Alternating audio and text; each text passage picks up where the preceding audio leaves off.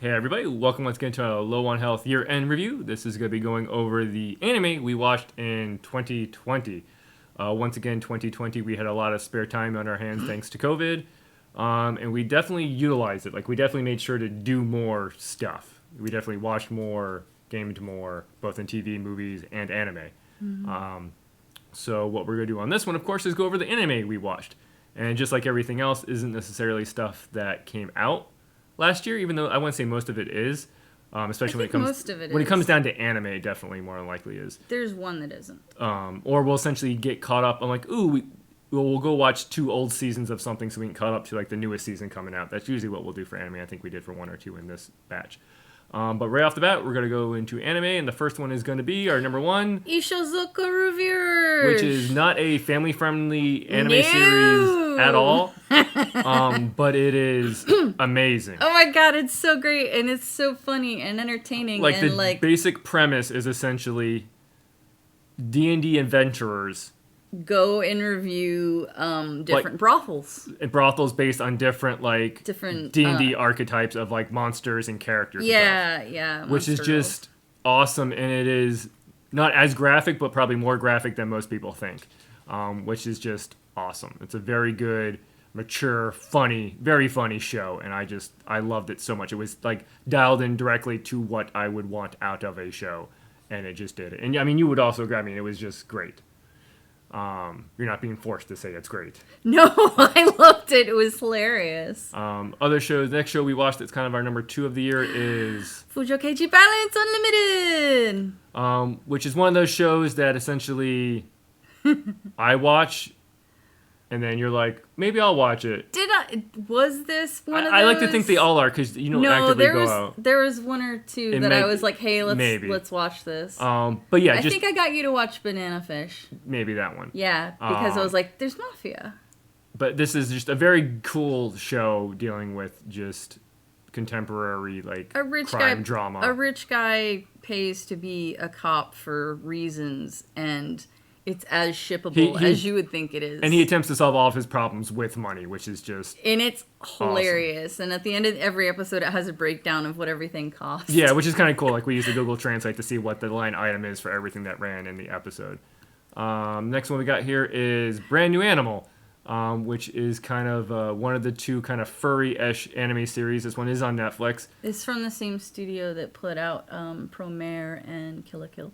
And it's very colorful, very cool premise, very good animation because it's that studio. It was beautiful. The premise is neat too. It was just solid. Yeah. And it didn't blow us out of the water, but it was just really good. The next one along the furry line is Beastars. Both of these actually are on Netflix. So once again, you have Netflix or know somebody has Netflix, give these a watch. This one's more like the 3D animation. But it is awesome. It's very visceral. Like, the second season just wrapped up, and it is very adult, mature, and smart. It's very intense, but also funny, and the main character Legoshi is very endearing. He's a very adorable That would character. be the wolf on the right That's there. the wolf, and then the deer on the left is Louis. Like, think of it as a more mature Zootopia. Kinda, yeah. It's kind of like if Zootopia was for kids, this would be more for teens and adults. The next one's going to be Dorohedoro! It was so weird, but so good. It is one of those kooky, weird... Yeah. I don't want to put it in the lines of FLCL, but it has that wackiness, almost kind of Excel, not the same tone, but just like absurdity. A little bit. Extreme absurdity in an anime series. And it is just awesome, also rather mature. But also on Netflix, I think, too. Yes, it's on Netflix. It's very Stylistic? Yeah, it's very stylistic. It's also very interesting, and the world setting is pretty darn cool too. The intro and the ending are just they're like furikuri, in which they're just weird and insane. The anime's not like the beginning. It's not incomprehensible. And I'm just gonna say this right now, these 3 series are on Netflix. Everybody has Netflix or access to Netflix. Just watch 1 episode of this. You're going to have the time to do it. I mean, you should have already had the time to do it. But, you can find the time to do it. Because, once again, we never even know what we're going to be into. And we don't try everything, but we definitely try more things than most.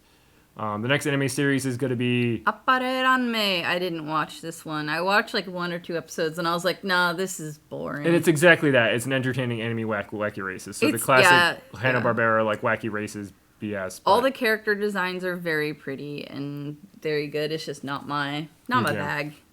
You watched the whole thing. And then we have... Kimitsu no Yaiba. Also known as... Demon Hunter. Or right? Slayer. Demon Slayer? I don't know if it's Demon Hunter or Demon Slayer. This is a series that has been going around for a while, and we were getting caught up to it. I find it awesome because you're kind of... Not classic shonen type of anime. It is a classic shonen fight anime. But it's solid. Yeah. It's solid. It's not anything like, blow you out of the water, but like if you're looking for your first kind of, shonen fight anime, this is a good one. And then we also have Fire Force. This is another series, which case like we watched the newest season after we caught up with it. Yeah, this one is just decent. Kind of eh. Arthur is a hilarious character. And then these are kind of shows that I kind of just watched on the side. You got God of High School, which was just a kind of a battle anime that kind of goes off the rails, which some of them do, some of them don't, and this one did. The art style, the way that they draw noses and ears, I found very interesting. Like, it's one of those art styles where it's like, it has like this one very unique aspect of the way that things look, and I found that interesting.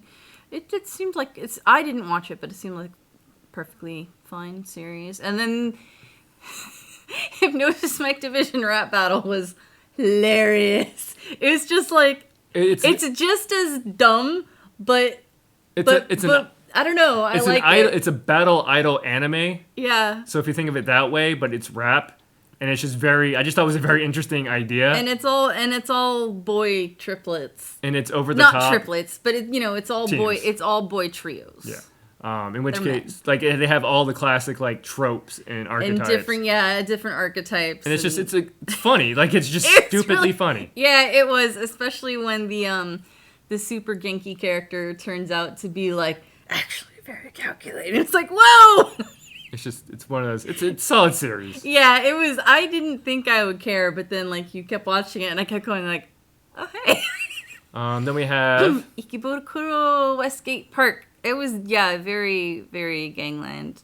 I mean, it's just nothing supernatural, just grounded realistically in reality. Which it's just very good. And I just thought it was solid. Liked it a lot. And I like that type of stuff because it's almost kind of like Yakuza-esque, kind of like... Yeah, it's gangland. Just aesthetic, yeah. Mm-hmm. And then we have other shows that we watched that I didn't bother grabbing pictures for because we didn't think they were that great. Burn the Witch, which was done by the creator of Bleach, I believe, or at least the same art style. I think it's the same. It's like 3 episodes. It's not worth anybody's time. Me. Last Hope was one on Netflix. I just watched for no reason. Yeah, I don't even remember that. 2 seasons of Railgun. Yeah, I don't. Boku no Hero. I could never get into Railgun or Certain Magical Index. Boku no Hero, like I said, it had a really cool little arc, and then it's it's just how it is.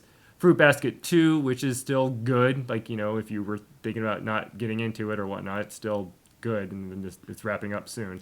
Sword Art 5, Season 5, finally finished off its current arc, which we're kind of happy with. And then Damachi 3, once again, a Season 3, and it's like, it wasn't that great. But yeah, those are the shows that we watched. And it's interesting to kind of count, do you count multiple seasons as a watch? So, that's why we have 18, because some of these things we watched 2 or 3 seasons of to get caught up. And once again, a lot of these things are actually on Netflix or coming to Netflix. A lot of them, yeah. So that's actually kind of cool, too. Not really an excuse for people not to. And I know some of you have Crunchyroll or Hulu or who knows where it could be available from. BNA is really short, because that's just only 6 episodes, I think. That's probably an easy watch. Is it 6 or 12? It seemed like one of the shorter of them. Balance is 25. Reviewers, it might be a little bit difficult to find, because I know some people are dropping it, because there's a censored and uncensored version, so take it what you will. The uncensored version is better, of course, but I mean it's not the censored version's not really a deal breaker. But yeah, that's it for anime. Once again, we watched a decent amount. We always watch a decent amount of anime. Yeah, you watch more than me. And well, then that's what usually, and I watch a little bit more because I watch 1 episode of something or do enough research, or if it gets referred to by enough people, I'll dive into it. But yep, that's it for anime for 2020. Thank you all for watching, and we'll catch you next time.